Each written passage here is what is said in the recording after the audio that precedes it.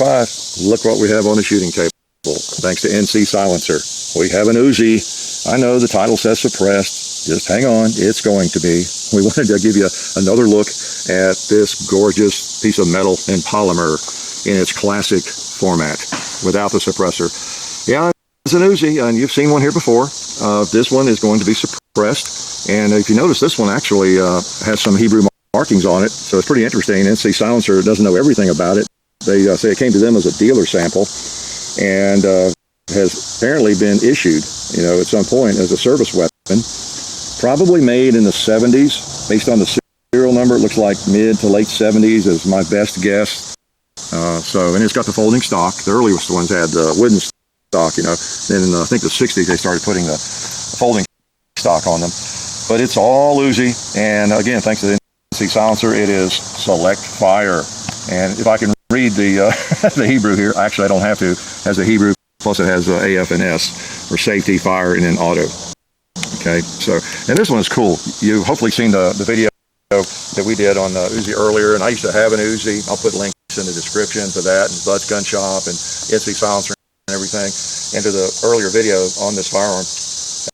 Actually a different Uzi, of course. We didn't have suppression or anything on it. But they're just such a classic, and they really are. This one is worn, it's been used, it's a little loose, but it works. We have fired it pretty much, and it just cranks right on. No problems. Fires from an open bolt, and so in that case, if I have a magazine in it and that bolt is closed, it's safe, as long as that bolt is closed, because it's when the bolt is open that you have to be careful, because once you put a mag in, it's ready to fire. Okay, so I will demonstrate that a little bit again. We've done a video on that, actually, how not to fire a machine gun, and it deals with that topic. So magazine's in it, but the bolt is closed, so it will not fire. I can put it on full auto, semi-auto, whatever I want. It will not fire. Bolt has to be open. That's what it means. It fires from an open bolt. Okay. So you think we ought to shoot something? Oh, look, we got a fake 2-liter. Well, let's just shoot that. Why don't we just put it on full auto right away here? And I think I'll do it one-handed. Think I can? Okay. Put a few on that thing. Pretty good. Oh, nice. I'm going to take the magazine out and have some rounds left in it. And like I said, it fires from an open bolt, so it's completely safe. Completely safe, because there's no ammo in there. I'll go ahead and close the bolt. Okay, so we know for sure it's safe. And anyway, we're happy to finally have our targets.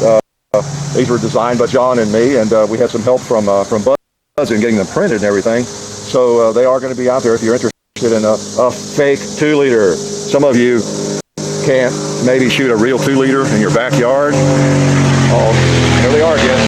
That Homeland Security this time. It's legal. But or even at your range, maybe they don't like you taking real 2-liters to the range, indoor range or outdoor. But anyway, these paper targets, because Bud's helped us get them finalized and everything, they're going to be available exclusively. They are right now at their location or at their website. So I'll put a link in the description for that too. We got a couple of them there. We're kind of proud. We I don't know, we thought it'd be a good idea. We shoot at them a lot. Thought maybe you'd want to shoot at them sometimes. And $1 of every pack goes to the Second Harvest Food Bank, to charity. And what else about them? Well, there they are. They're paper. So we'll use those most of the time now whenever we're putting a target, in a video. Now these, because they're in this video and I've signed them and everything, they'll be probably put these on eBay like I normally do when we use a target. But anyway, just want to let you know about that. And I've got a few more rounds in here. Oh, you know what? I'll bet I have enough to take out one of these watermelons. I think I'll put the stock open. Okay, might be a little more accurate. I'm going to sneak up on this one, pull the bolt back, and it's ready to go. Oh yeah, that was a worthy use of the rest of that magazine, don't you think? Oh, these things are something. There's as I said in the other video, I think there are more modern submachine guns that are better, lighter, more efficient, in so many ways more practical. But I knew that most of y'all have one of these probably, so I thought you could relate to this one better, right? I actually had one, as I talked about before, and for 10 years, I went through all the paperwork. As I've said before, you want to make sure you're always legal with these kinds of things. it's a shame that you have to go through all that paperwork because, again, guns are not evil. Guns are not kind. They're just guns, right? It's you or me that's evil or kind. And it's us who are safe, not the firearm.